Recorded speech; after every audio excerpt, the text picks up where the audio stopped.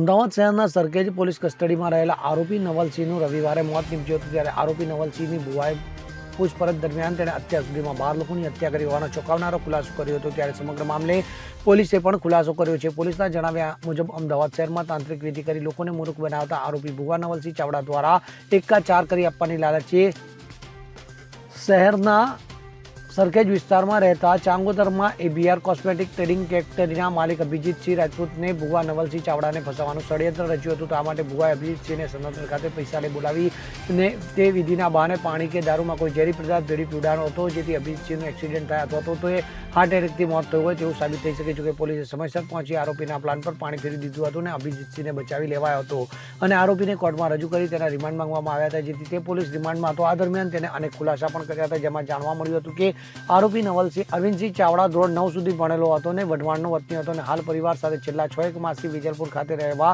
આવ્યો હતો અને મહાણી મેલડી માતાજીનો તે ભુવો હતો અને સ્વિફ્ટ કાર ઓલા ઉબેરમાં ચલાવતો હોવાનું જણાવ્યું હતું। રુસ્તમ શેખ સાથે CN24 ન્યૂઝ અમદાવાદ। હવે જુઓ દેશ દુનિયાની તમામ ખબરો તમારી આંગળીના ટેરવે। ઉઠાવો મોબાઈલ અને Google Play Store પરથી ડાઉનલોડ કરો અમારી CN24 ન્યૂઝ મોબાઈલ એપ।